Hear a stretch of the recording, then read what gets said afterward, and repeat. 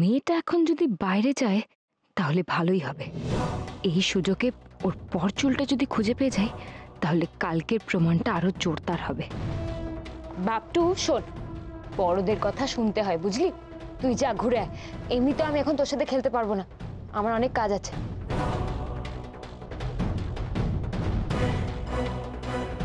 ঠিক আছে যাবো, কিন্তু আমাকে আইসক্রিম কিনে দিতে হবে। তারা বাপটু, আমি টাকাটা তো আগে নিই, তারপর না আমি তোকে আসার সময় আইসক্রিমও খাওয়াবো। শুধু আইসক্রিম খেলে তো বেশি সময় লাগবে না, তার মধ্যে তো নতুন বৌদি ওই ভূতের চুলটা খুঁজে পাবে না। কি করি?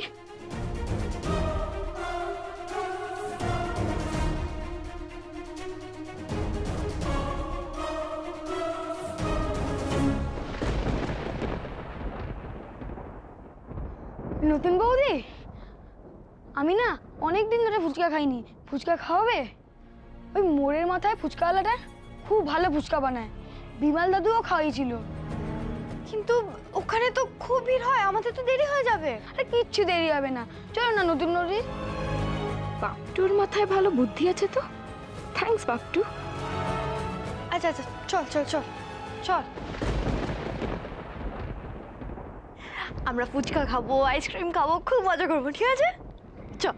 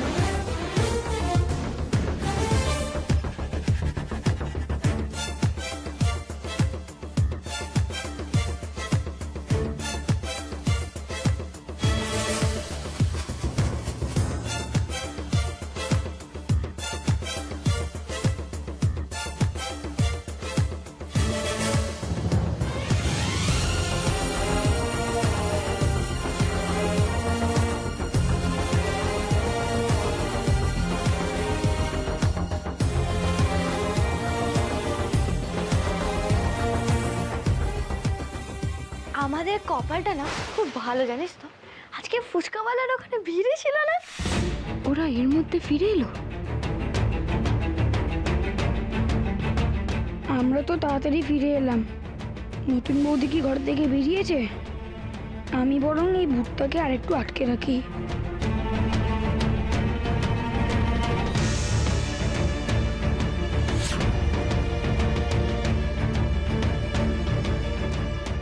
তুমি কি এখনই ঘরে চলে যাচ্ছ? এসো না, আমাকে লুডো খেলি। এখন নয় বাপটু, আমার খুব টায়ার্ড লাগছে, আমরা কাল খেলবো, ঠিক আছে? মেরে হামসফর।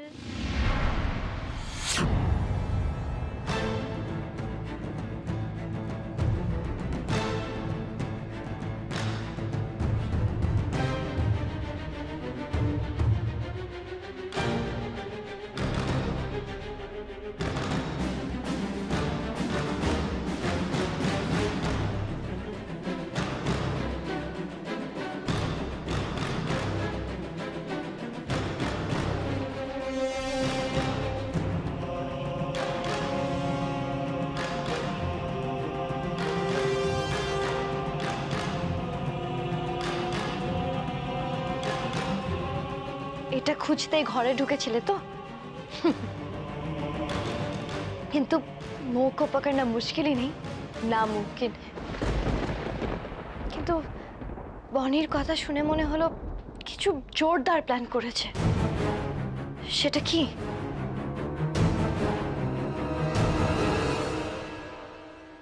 আমিও চাই না বৌদি এই মেয়েটা আর এই বাড়িতে থাকুক, কিছুতেই না, তাহলে অশান্তি চলতেই থাকবে। কাল যে ও এত বড় একটা প্রমাণ জোগাড় করেছে সেটা কি আপনি জানতেন? না, জানতাম না, এই তুমি বললে বলে জানলাম। বাট ওটা নিয়ে আমি বদল না, এতগুলো প্রমাণ আনার চেষ্টা করলো তো কোনোটাই তো প্রমাণ করতে পারলো না। তাহলে মেয়েটাকে আপনি তাড়াচ্ছেন না কেন? আমি তো সেটাই বুঝতে পারছি না। ও তো থাকলেই বাড়িতে অশান্তি। চেষ্টা কি করিনি, কিন্তু পারছি না বৌদি। কেন সোমনাথ দা, কেন? যে মেয়েটা আপনার সেন্টিমেন্ট নিয়ে দিনের পর দিন খেলা করছে, তাকে আপনি তাড়াতে পারছেন না কেন? খেলা? মেয়েটা আজ অব্দি যা যা করেছে সবটাই কি খেলা? বৌদি, তোমার মনে পড়ে আমি পারুলের কাছে যখন সবকিছু হেরে যাই, তখন এই মেয়েটাই আমাকে সবটা ফিরিয়ে দিয়েছিল। অনেক কষ্ট দিচ্ছে পারুল আমার বাবাকে, আমার গিয়েও ভূতকে। এবার পারুল তার ফল পাবে। পারুলের কোনো ক্ষমা নেই। ও নিজের কথা রেখেছিল, আমার পাশে দাঁড়িয়ে ছিল সেই দিন। ও যদি আমার পাশে না থাকতো, আমি সব পেতাম না ফিরে। আমার সাম্রাজ্য আমার থেকে কেউ কেড়ে নিচ্ছিল, তখন ওই মেয়েটাই আমাকে হেল্প করেছিল, তাই আমি ফিরে পেয়েছিলাম। ওই মেয়েটার কাছে আমার ঋণ কোনো কম না। আমি যখনই বিপদে পড়েছি, ওই মেয়েটাই আমাকে বাঁচিয়েছে। আমার বিপদে আমাকে কোনোদিন ছেড়ে যায়নি, আর সেটাই আমি ভুলতে পারছি না বৌদি, পারছি না। কিন্তু এটাও সত্যি যে ও আমার কাছে কেউ না, আমার বনি আমার কাছে ফিরে এসেছে। সবই বুঝলাম সোমনাথ দা, কিন্তু এটাও তো সত্যি যে ওই মেয়েটাই অনিমেষের সাথে হাত মিলিয়ে নিজে বনি সেজে এই বাড়িতে এসেছিল, আমাদের বনিকে সরিয়ে দিয়েছিল। এটাও কেন করেছে বলুন তো সোমনাথ দা? হ্যাঁ, আমি জানি না বৌদি, আমি এই প্রশ্নের উত্তরটা জানি না। এতদিন যে এখানে কোন লোভেও পড়ে থাকলো সেটাও আমি জানি না। সম্পত্তি যে নয় সেই প্রমাণটা আমি পেয়েছি। আমার কাছে যখন কিছু ছিল না, ও কিন্তু তখন আমাকে ছেড়ে যায়নি। ইনফ্যাক্ট রিসেন্টলি আমি ওকে টাকা অফার করেছিলাম। এই নাও চেকটা, নাও 20 লক্ষ টাকার চেক, প্লিজ। চেক? কিসের চেক? এক্ষুনি বললাম আমি তোমার কোনো ঋণ রাখতে চাই না। অফকোর্স আমি তোমার ভালো নামটা জানি না, তাই এতে ব্ল্যাঙ্ক স্পেস দিয়েছি, নিজের নামটা বসিয়ে দিও প্লিজ। আশা করি তুমি আমার জন্য যা যা করেছো সেটা মূল্য হিসেবে 20 লক্ষ টাকা খুব একটা ছোট অ্যামাউন্ট না। তো এটা নিয়ে তোমরা জাস্ট গেট আউট, চলে যাও এখান থেকে।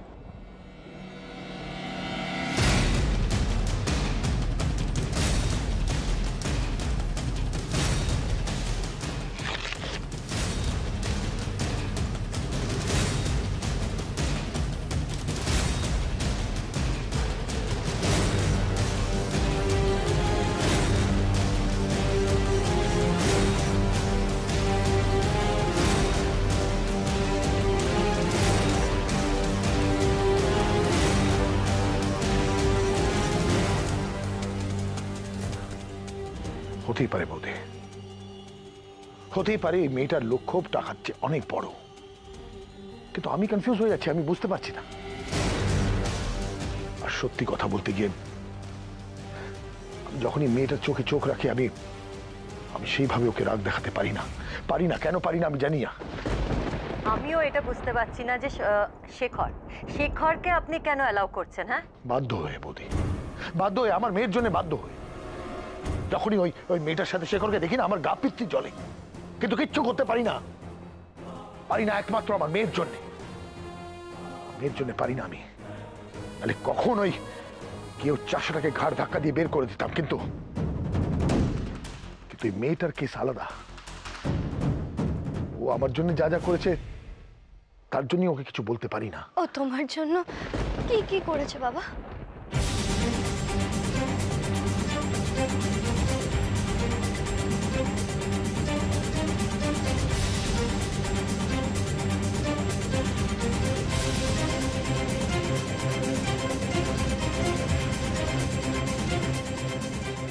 মেয়েটার পা থেকে মাথা পর্যন্ত নকল। পাপটু না দেখলে তো জানতেই পারতাম না, কিন্তু এবারে ও কায়দা করে নিজেকে কেমন সেফ গার্ড রেখে দিল। হান্না কাকিরা বোকা, তাই বারে বারে ওর নাটক দেখে ভুলে যাচ্ছে, কিন্তু আমাকেও বোকা বানাতে পারবে না। আমি কনফার্ম ও এতদিন ফলস চুল পরে থাকতো। পাপটু বলল ও দেখেছে মেয়েটা চুলটা নিয়ে বাথরুমের দিকে গেল, কিন্তু আমি তো সব জায়গায় খুঁজলাম, এর মধ্যেও চুলটাকে লুকোলো কি করে? কি হলো, কি চিন্তা করছো? মালিনীর ব্যাপারটা?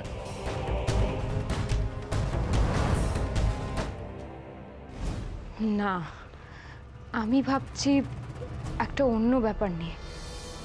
আজ একটা কাণ্ড হয়েছে জানো। কি কাণ্ড? পাপটু ভূত দেখেছে। কি ভূত শহরে? না না, সরি, ভূত নয়, শহরে পেতনি। হেয়ালি ছাড়ো তো, বলো কি হয়েছে? আজ ওই মেয়েটা নিজের ঘরে ছিল না, আর তখনই বাপটু ওর ঘরে ঢুকেছিল। আর তখন আচ্ছা বাপটু, তুই সত্যি সত্যি ভূত দেখেছিলি তো? হ্যাঁ গো, ভূতটা নিজে চুল খেলে ফেলে দিল। তুমি ভাবতে পারছো গৃহভূত? ওই মেয়েটা আমাকে নকল করবে বলে সারাক্ষণ ফলস চুল পরে থাকতো। তুমি সঙ্গে সঙ্গে ধুলে না কেন? গিয়েছিলাম তো, আন্না কাকি, মিনু বৌদি এরাও বাপটুর কথা শুনে ওই ঘরে ঢোকে। কি দেখলে? চুল চেঞ্জ। ও বানিয়ে বানিয়ে বলে দিল ও নাকি স্ট্রেটনিং মেশিন দিয়ে এক্ষুনি নিজের চুলটা স্ট্রেট করে ফেলেছে। পুজোয় নিজের লুক পাল্টাবে বলে নতুন হেয়ারস্টাইল। আর সবাই সেটা বিশ্বাস করলো? হ্যাঁ, অফকোর্স। ওর হাতে তো তখন ওই মেশিনটা ধরা ছিল, আর আন্না কাকিদের পক্ষে ওর এই চালাকি ধরা সম্ভব নয়। তার মানে ওর পর চুলটাও লুকিয়ে রেখেছে। একবার যদি ওটা খুঁজে পাওয়া যায় তাহলে তো ওটাকে কালকে প্রমাণ হিসেবে ইউজ করে যেতে পারে। সেটা তো আমিও ভেবেছিলাম, কিন্তু ও যখন বাপটুর সাথে ঘরের বাইরে গেল, আমি ওই ঘরে গিয়ে তন্ন তন্ন করে খুঁজলাম, কিন্তু গিয়ে দেখলাম চুলটা নেই। তাহলে কোথায় লুকালো? আমাদের কাছে যা প্রুফ আছে সেগুলো ইনাফ। একবার শুধু মালিনীকে আসতে দাও, তারপর আমি দেখবো নিজেকে লোকায় কোথায়। আচ্ছা, তুমি কাল সোহমকে আসতে বলেছো তো? হ্যাঁ বলেছি, যদিও আমাদের উপর এতটাই অভিমান করেছিলেন যে উনি ঠিকই করে নিয়েছিলেন যে আমাদের মধ্যে আর থাকবেন না।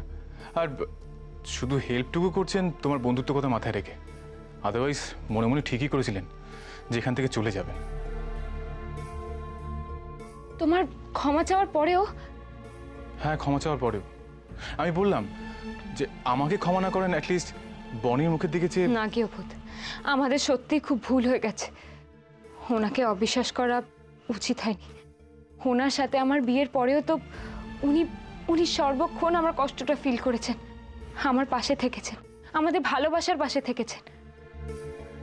ইনফ্যাক্ট উনি না থাকলে হয়তো আজ আমি তোমার কাছে ফিরেও আসতে পারতাম না, তোমার আর আমার মিলও হতো না। হ্যাঁ, আমিও সেটা ভেবেই বারবার ওনার কাছে ক্ষমা চেয়েছি। কেভূত উনি যাবেন না তো? না বনি, উনি কথা দিয়েছেন উনি আজীবন তোমার পাশেই থাকবেন। সত্যি খুব বড় মন ওনার। আমি ওনার কে বলো? তবুও উনি শুধু আমার জন্য নিজের ফ্যামিলি, নিজের বাড়ি সব ছেড়ে এখানে পড়ে আছেন। ওনার শুধু একটাই চাওয়া, তোমার আর আমার মিল। আর আমি জানি আমার এই চাওয়াটা পূরণ হতে আর বেশি দিন নেই। কাল শুধু একবার প্রুফ হয়ে যেতে দাও যে আমি বনি, তারপর আমি তোমার সাথে অনেক দূরে চলে যাব, অনেক দূরে, আমার স্বপ্নগুলোকে পূরণ করতে। যেতে পারবে? কেন কেন যেতে পারবো না? তুমি তো আমার সব গৃহভূত, আমার সব স্বপ্ন তো শুধু তোমাকে নিয়ে। আর তুমি যে এই বাড়ির মানুষগুলোর কাছে সব, তোমার বাবার তুমি ছাড়া কি আছে বলো? ওই মেয়েটা তো কেউ না। তুমি থাকতে পারবে তোমার বাবাকে ছাড়া? এই বাড়ির মানুষজন, তোমার বাবা, সবাই তো একদিন তোমাকেই চাইবে।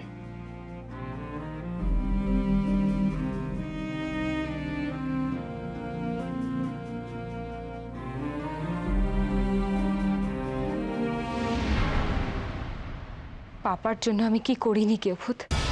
পাপার কি কিছুই মনে নেই? পারুল যখন ওইভাবে পাপার গোটা সম্পত্তি, পাপার বিজনেস, পাপার পুরো এম্পায়ার হাতিয়ে নিয়েছিল, কই আমি তো বাবাকে ছেড়ে চলে যাইনি।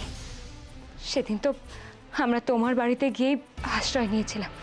তোমার বাড়িতে আশ্রয় না পেলে তো আমাদের গিয়ে গাছতলায় বসতে হতো। তোমার মনে আছে? বাড়ির লোকেরা কত অশান্তি করেছিল। একেই বলে ভগবানের মার, তাই না? তাই এই নতুন বউয়ের বাপ টাকার গুমরে আমাদের সাথে কি ব্যবহারটাই না করেছিল। হ্যাঁ, আমাদের নাচিয়েছে, উঠিয়েছে, বসিয়েছে, কি না করেছে। পাপ কাউকে ছাড়া না, কাউকে না। আজ উনি নিজেই বাড়ি ছাড়া, আর এখানে এসেছেন এই বাড়িতে আশ্রয় পাওয়ার জন্য।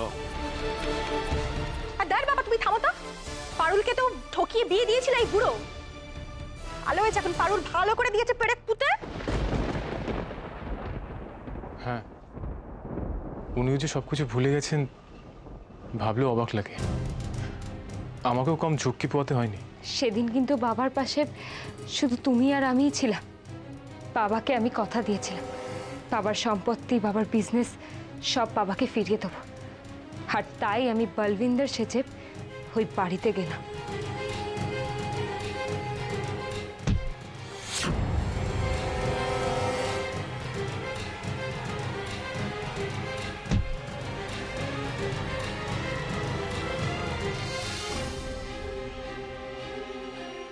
मुझे पता चला है कि आप लोगों में कुछ गलतफहमियां हो गई थी।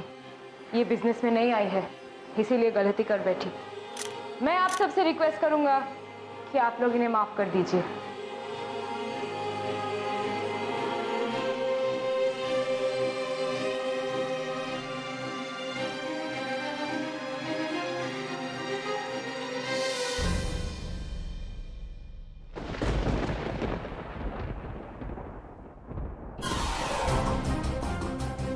कौन कमबख्त डिस्टर्ब किया मुझे? नींद से जगा दिया। निकाल दो बाहर, निकाल दो सबको। আমি যে কতটা রিস্ক নিয়েছিলাম সেটা তো বাবা জানতো, বলো। মনে আছে পারুলকে বিয়ে টোপ দিয়ে ওর থেকে সই নেওয়া? হ্যাঁ পারুল, তুমি একটা কাজ করো তো, তুমি এই কাগজগুলোতে একটু সই করে দাও তো। ওই যে বাংলাটা তোমার নামে না হবে তো, তাই তোমার সই লাগবে এখানে। जी हाँ, कीजिए कीजिए, साइन कीजिए। सब कुछ तो आपके लिए ही है। সবকিছু সবকিছু আমার বলেছে, সবকিছু। দিন দিন কোথায় সই করতে হবে? দিন। এই তো এখানে বসো না, বসো বসো বসো, হ্যাঁ, বসো না।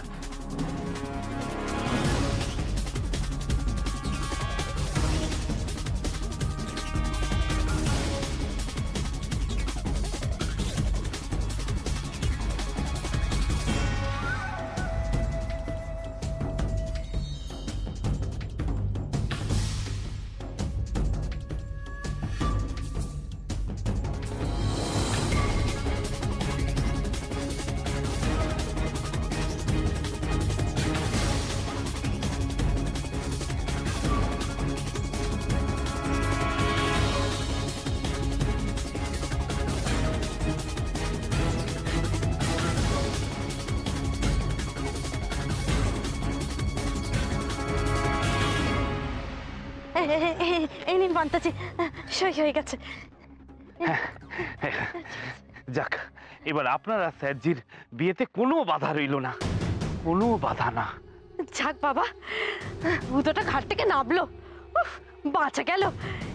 এবার আমার বল্লুজি এলেই বিয়ের সানাই বেজে যাবে।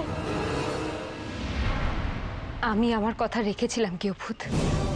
বাবার সম্পত্তি, বাবার বিজনেস, বাবার গোটা এম্পায়ার সব ফিরিয়ে দিয়েছিলাম, কিন্তু বাবা নিজের কথা রাখেনি। আমি বাবাকে সব ফিরিয়ে দিলাম আর বাবা আমার থেকে সব কেড়ে নিল।